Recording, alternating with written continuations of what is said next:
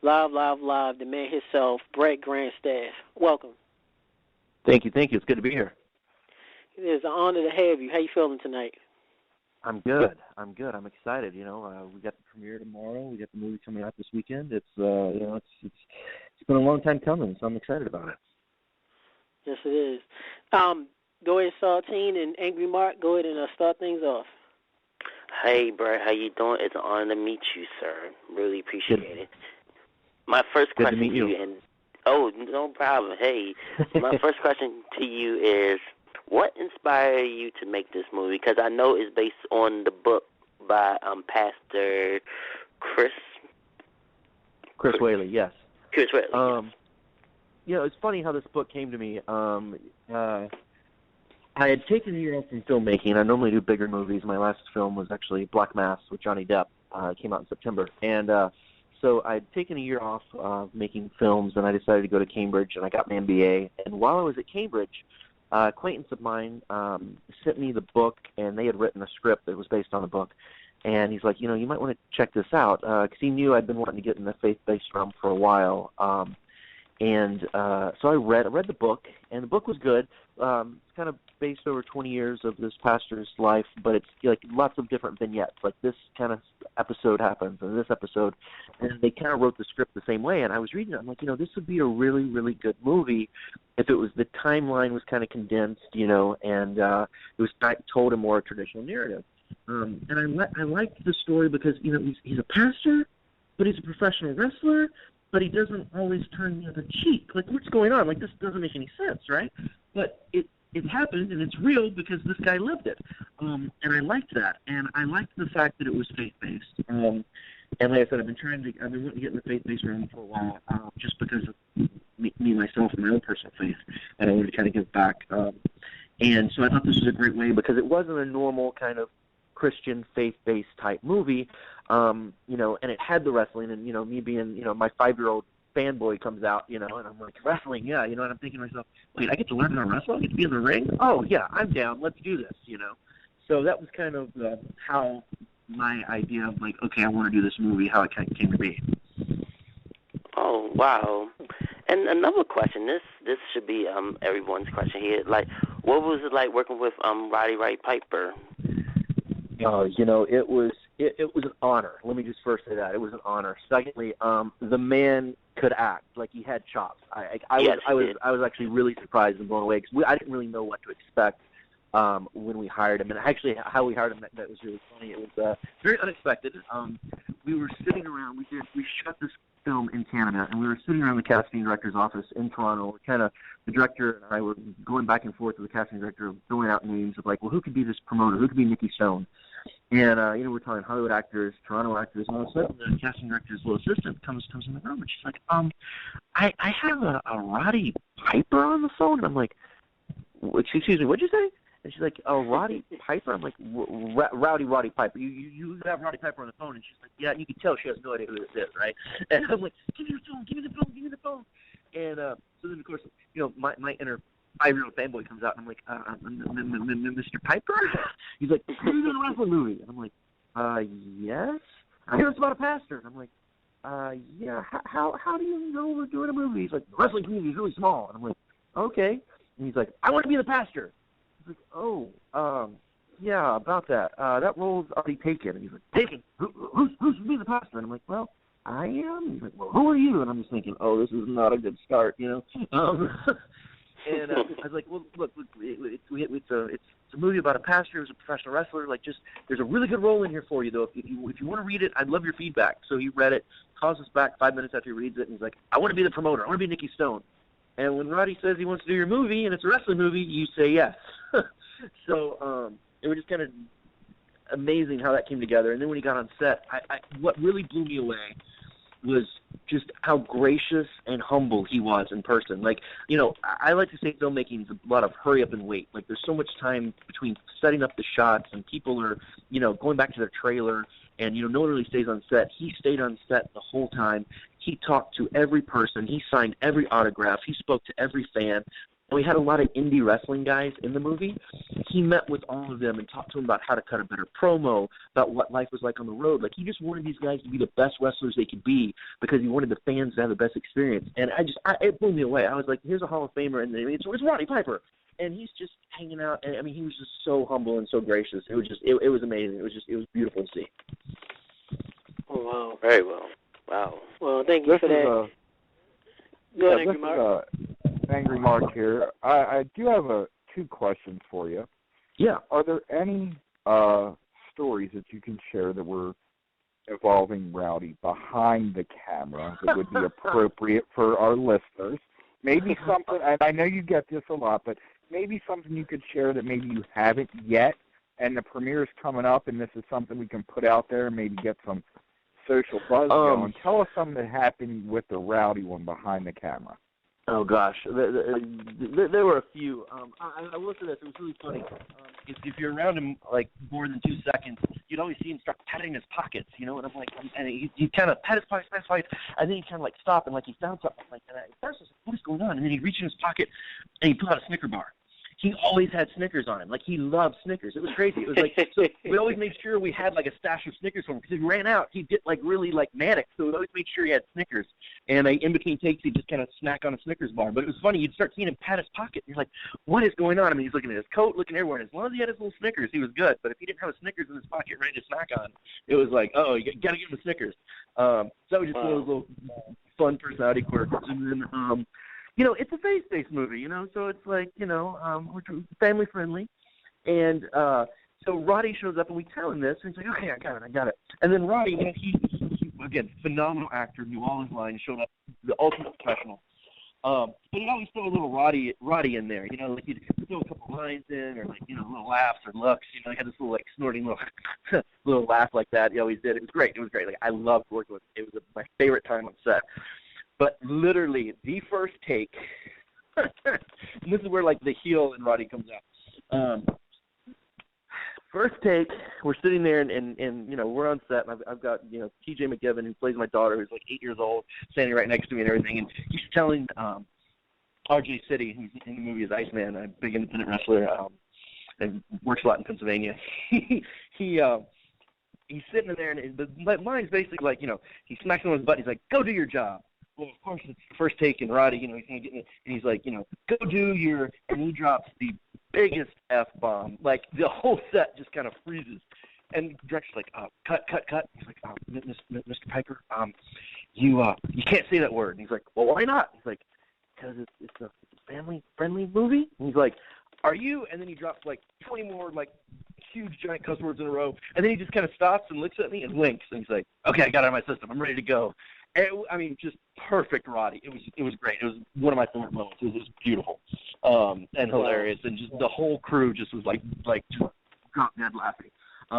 So that's what I always think of when I think of Roddy. I think of, you know, just how caring he was with all the other wrestlers and wanting to be the best he can be, and then just his sense of humor. And honestly, it was one of the greatest privileges I've ever had to work with a man, especially because, like, when I was growing up, like, he was one of my favorites. And you hear the bagpipes come in, and it's like, Roddy Piper, you know.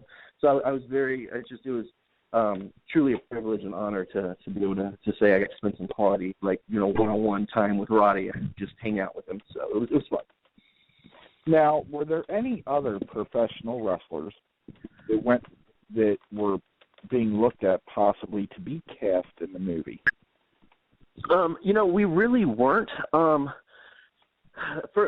have a small budget, but also we were because it is a little different type of faith-based film.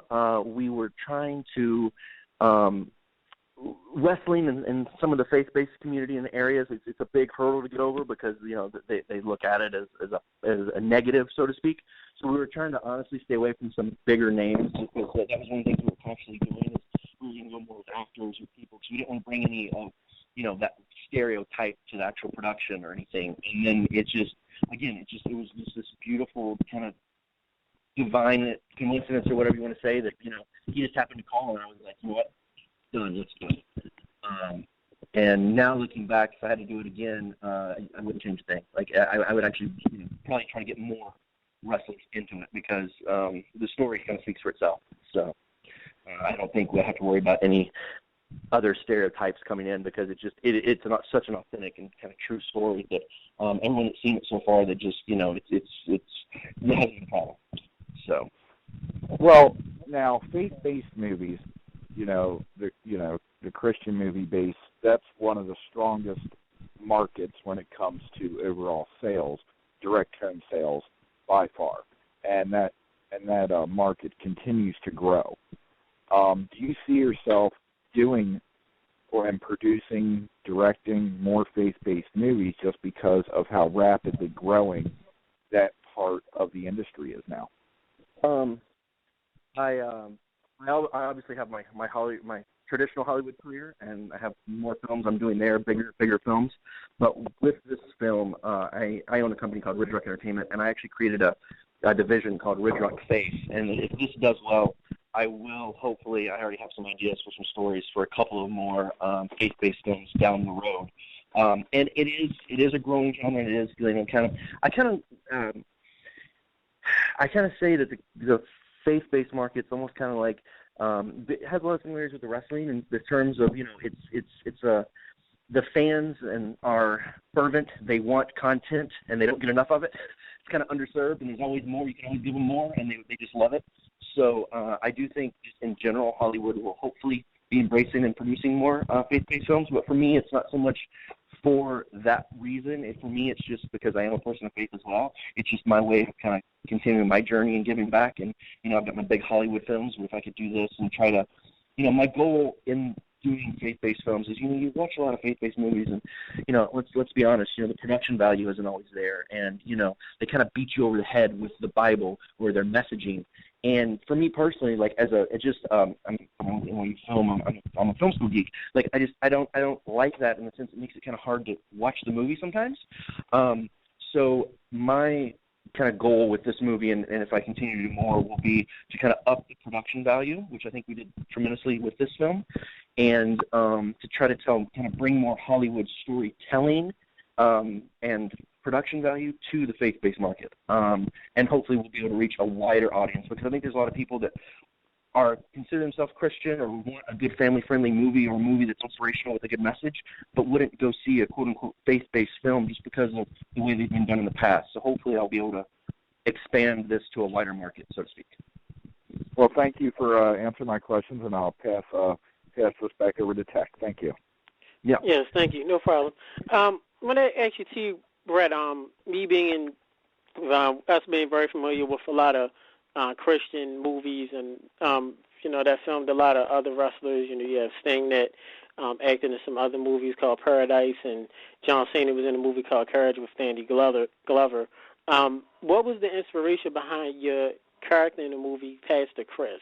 Talk to us about it if you can, and also let us know what was the ultimate goal and ultimate message that you wanted our viewers that's in wrestling or that's not in wrestling to get.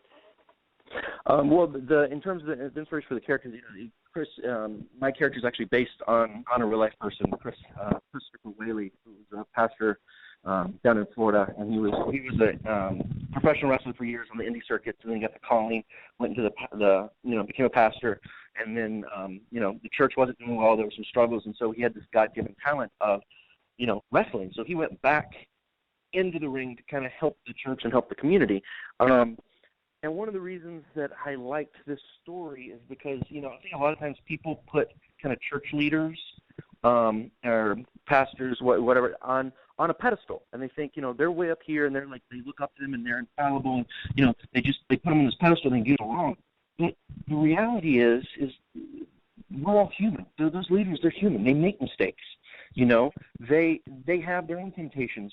They don't always, they can fall away from God as well. And I like this story because, here's a real person who this really happened to. He gets a little prideful. He goes back into wrestling, and he kind of loses his way. And he, gets a second chance. He just basically falls in front of the congregation and says, hey, I messed up. I hope you can forgive me and give me a second chance. And I think that's kind of one of the messages in the film is that God's a God of second chances. He wants you to keep going and to persevere. And on the faith side, it's just everyone has a God-given talent. You don't necessarily, it may not be what you think it is, but God has a purpose, and He puts you where you need to be. So I say a lot of times that my character ends up at the wrong place at the wrong time, or maybe it's the right place at the right time if you think God puts you where you need to be. And so that's another one of the big messages that I think that hopefully that people get in this movie. And I'm hoping that, because this hopefully with the wrestling will open it up to a wider audience, that maybe there'll be some people out there who aren't necessarily, walking with God or have God in their life that may, be inspired or be touched by this. And that's kind of what I'm hoping is an overall for the film, is that maybe it can reach some people that maybe need to be reached that don't have God in their life right now. So that in terms of the overall, that's kind of like what I'm hoping to get. And then personally for me, I'll just share this. It kind of reaffirmed a lot of my faith as well, in the sense that, I lived in New York, lived in, a lot of big cities. And, a lot of times, you see someone on the street begging, and you see like a big argument going on. You just kind of put your head down, put your blinders on, and you just kind of keep walking, And since I did this movie and kind of got there, I kind of, now I stop and I pay attention. And I'm like, if I see an argument or something going on, I kind of go and I'm like, hey, is everything okay? Are you okay? Like, do you need anything? Are you good? Are you sure? Because I think maybe, what if God put me there to make a difference or to help out or to make sure things are okay? So that's how it's kind of affected me personally as well. That's great. That is great. It's great that you do feel, you was able to get back in touch with your spiritual side and be able to get back in touch with your faith with this movie. Let us know, too, how did the sudden passing of Roddy Piper, how did it affect you on a personal and professionally since you ended up working with him? I know I was out of town at the moment, and my phone was blowing up through, our sources in the business to let me know about Piper passing. I know Angry Mark, he was getting lit up a lot. So was Saltine Eric. How did it affect you? I mean, honestly, it was a huge shock. Jeff had called me. We had actually been speaking with Roddy. Jeff actually talked to him the night before he passed away, but we'd been speaking with him 2 or 3 weeks before. We were actually going to get him to help promote the movie, and we were going to appear in Vegas together at a GFW event and have a big storyline with him. And I still remember we had just spoken with him. I'd spoken with him 2 days before, and then Jeff had spoken with him the night before. And we had just finished the final cut, and we sent it to him the weekend before, and he actually watched the film, and he loved it. And so I was really happy that he got to see it before he passed. That was the one thing that I was like, I was so happy that he got to see his performance, and he was blown away by the movie. He said it was some of the best wrestling he'd ever seen filmed. And it was heartbreaking. I mean, it was just such a tragic, unexpected. Like I was in shock, and it's still. I mean, we're having the premiere tomorrow, and it's like I keep like wanting to expect to see him like walk through that door and give me that big grin and smile, and it's just I still just personally have some problems with it just because I was looking forward to seeing him and working with him again, and it was just like just so young,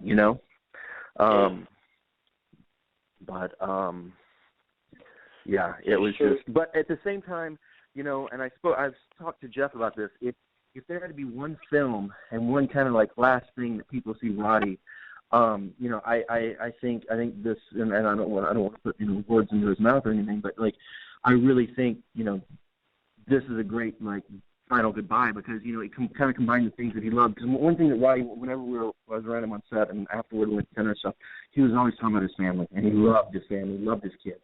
One of the last times I talked to him on the phone, he was talking about his daughter. He was actually driving down to L.A. to see his daughter who's in school, and just, so, and this movie's a family movie, and then his love of wrestling, which was his first love, which it's a wrestling movie, and then his acting, which was his second love, and he's getting to act. It's like, it's kind of that, that triumvirate of like the three things that were most important to him, and it's like it's all bundled up here in this film. So, I mean, if this had to be his last movie, I'm glad this is it, Thank you for that. Now, we can real quick, of course, our staff is doing research on you. It says here you did work also, for the movie Black Mass with Johnny Depp, and you also did a couple movies with Bruce Willis, 50 Cent. If you can, talk to us a little bit about your other movies, your other roles. Yeah, so like I said, I have Bridge Entertainment. I normally produce bigger movies. I was the originator of Black Mass, so I bought the original book that was based on and developed the script and spent 7 years working on it, putting it together. A lot of starts and stops with that. But again, another true story. I like true stories. I've produced three films now with Bruce Willis. And I work a lot with my other partners, Emmett Furla, who they kind of specialize. They work with Lionsgate, and they kind of do action movies. And so I like action movies. I like true stories and I like action movies. So I've been fortunate enough to be able to do both. But one of the other films that came out last year that I produced and had a small role in was Vice with Bruce Willis. And then let's see, what else have I done? Freelancers and Setup, and I've over the past 4 years I've produced 7 films. So this will be the 8th one that's coming out. So that's pretty good. It's about 2 films every year, and like I said, I've been very fortunate. I've been very blessed to have my career so far, and that's why when this opportunity came up, it was kind of I wanted to, I've been the Hollywood thing for a while. I wanted to kind of get back and kind of give back and do something kind of for me and my faith, so to speak. Because you don't really get to, if you're working in Hollywood, you don't really get to, talk about your faith or, share your faith a lot. It's looked down upon, unfortunately, in the industry. So it was kind of my way of being like, hey, I'm doing this one for me. There's no studio. Let's put this out here. So. All right, thank you for that. Angry Mark, go ahead and you got any last questions? Yeah, I got 2 last ones. So with The Masked Saint, are you looking to do a 7-day theatrical run in L.A. and a 7-day theatrical run in New York for any possible considerations? It's nationwide. It opens nationwide on Friday, January 8th. So it's opening in 600 screens, and then if it does well, we're going to expand up to about 1,000. So, and it's going to be, I think it's playing at the AMC 7 in the Village starting tomorrow night. I think there's like a 7-10 p.m. like sneak peek, and then it opens on Friday. Wow. In New York, and then LA. I think we're in Burbank, and we've got a few in Orange County. But yeah, it's a nationwide release starting Friday, January 8th. And is there anything in particular that you would like to tell the viewing audience who might be coming out, who might be sitting on the fence about the movie because it's faith-based? Here's the thing. Like I said earlier, I think there have been a lot of faith-based films. They might have good stories, but the production value isn't always there. My last film was Black Mass, and if people have seen it, and you got Johnny Depp, he just won the People's Choice Award tonight. I went with NYU. I'm a film snob, so this isn't your normal faith-based movie. It's faith-based because it's based on a pastor. And it's a true story, but we kind of take all the Bible thumping out. So if you're worried that if you're a wrestling fan and you're worried, I don't want to see a faith-based movie, don't worry, we're not going to beat you over the head with it. Everything's very subtle. It's more of a inspirational, family-friendly film. If you just like a good movie, has a good message, you want to see some amazing wrestling, go check it out. If you love Roddy Piper, go check it out. If you just love a good story that's kind of a crime-fighting superhero movie, go check it out because it's got all those things. It's like I said, it's not just a typical faith-based movie, and I don't think if you go see it, you're not going to be sitting there and being like, oh, they're preaching to me again, because it's not preachy. Well, thank you so much, and hopefully I'll be able to see it here in Pennsylvania. And if not, maybe I'll see it when I'm in Nashville in a couple weeks. Oh, that'd be great. Oh, well, you're coming to Nashville? When are you going to be in Nashville? I'll be down there in 2 weeks.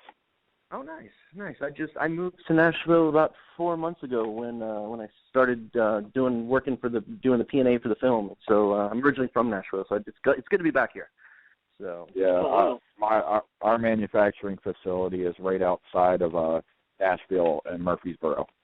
Oh, okay. Oh, nice. I have a lot of family in Murfreesboro, and so small world. So very small. Well, I want to ask you, too, before we go, if you have time for one more question, is that... Yeah, of course. Of course, you being a wrestling fan, we got to ask you about wrestling. Of course, we had Jeff Jarrett, great guy, definitely supports our show. He was on with us a few weeks ago. What are your thoughts of Global Force Wrestling and or wrestling in general right now? Yeah, I think there's really no better time for it in the sense that, if you're a wrestling fan, you can literally get content 24/7 nowadays through like YouTube, through WWE Network, through like the 8,000-pound gorilla. You got New Japan, you got AAA and Mexico. I mean, there's so much content right now, and I think if you're a wrestling fan, you can pretty much find it somewhere. I'm excited about what Jeff's doing with Global Force because he's saying, hey, it's all of these things are great. It's for the fan.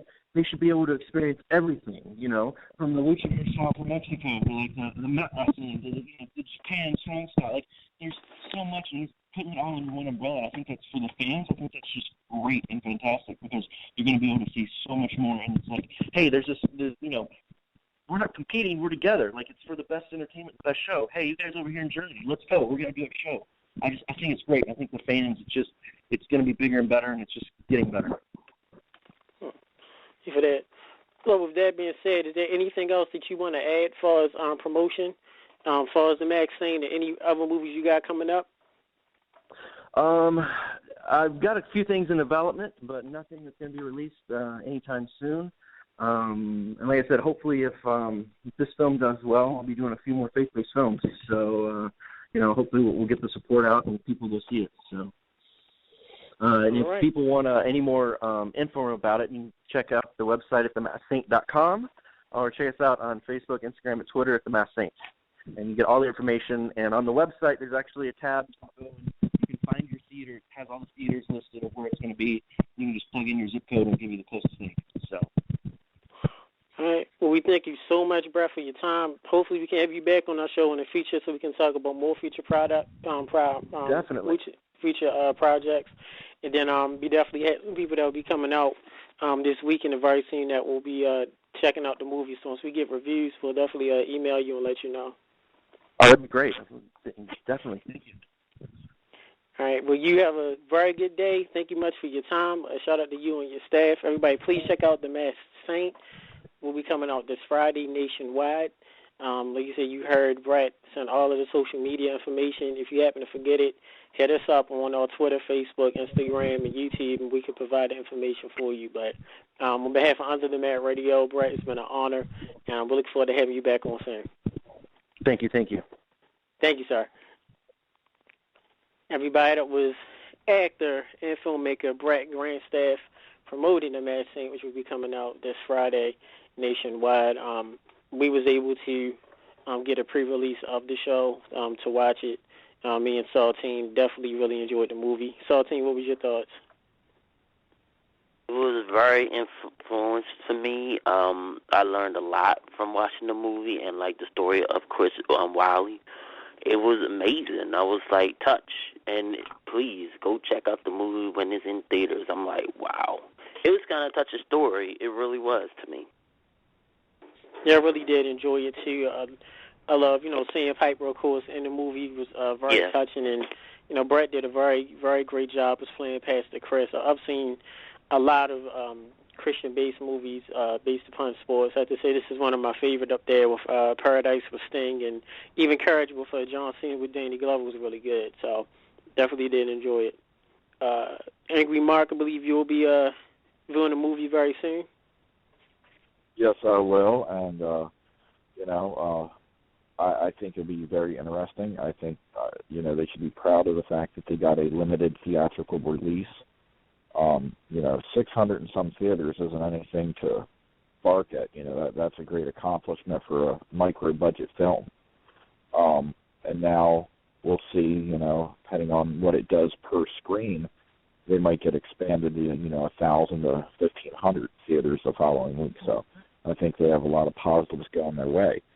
But one thing I did want to bring up tonight is John Cena is out for 6 to 9 months with a torn rotator cuff. I did. I believe you sent me that. I believe you sent me that information. Toph, you there with his brother?